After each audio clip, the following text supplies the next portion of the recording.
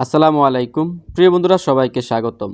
প্রিয় বন্ধুরা, আমরা আজকে শিখব শব্দ থেকে কিভাবে বাক্য তৈরি করতে হয়। আশা করি না টেনে আজকের ভিডিওটি দেখলে আপনিও একদিন আরবদের সাথে আরবিতে কথা বলতে পারবেন। তো শুরু করা যাক আজকের ভিডিওটি। আনা আবগা ওয়াহেদ নফর। আনা আবগা ওয়াহেদ নফর, আমার একজন লোক লাগবে। আনা শব্দের অর্থ হলো আমার, আবগা শব্দের অর্থ হলো লাগবে, ওয়াহেদ শব্দের অর্থ হলো একজন, নফর শব্দের অর্থ হলো লোক বা মানুষ। আমার একজন লোক লাগবে। লাহালু মাইকদার সাউই হাদা শোগর। লাহালু মাইকদার সাউই হাদা শোগল, একেলা এই কাজ করতে পারবো না, বা আমি একজনে এই কাজটি করতে পারবো না। লাহালু মাইকদার, মাইকদার শব্দের অর্থ হলো পারবো না, সাউই হাদা করতে, শোগল কাজ। সাউই নাদাফা কয়েস, ভালোভাবে পরিষ্কার করো। সাউই নাদাফা কয়েস, ভালোভাবে পরিষ্কার করো। সাউই শব্দের অর্থ হলো করো, নাদাফা শব্দের অর্থ হলো পরিষ্কার বা নাজিফ পরিষ্কার, কয়েস শব্দের অর্থ হলো ভালোভাবে। সাউই নাদাফা কয়েস, ভালোভাবে পরিষ্কার করো। সাউই নাদাফা কয়েস, ভালোভাবে পরিষ্কার করো।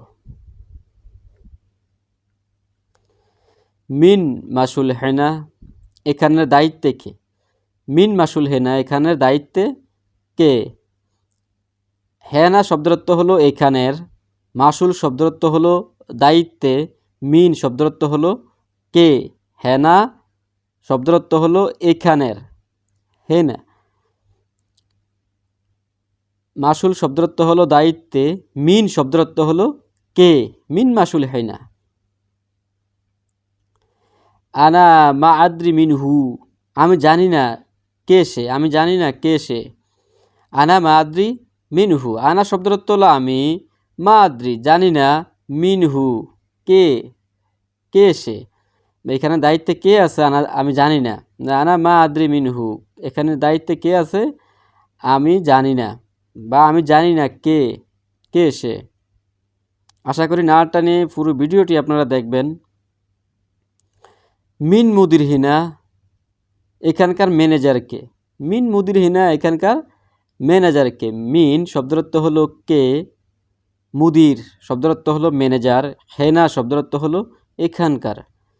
হেনা শব্দ দ্বারা বোঝানো হয়েছে এখানকার, আর মুদির দ্বারা বোঝানো হয়েছে ম্যানেজারকে। আর মিন শব্দের অর্থ হলো কে। মিন মুদির হেনা, এখানকার ম্যানেজার কে।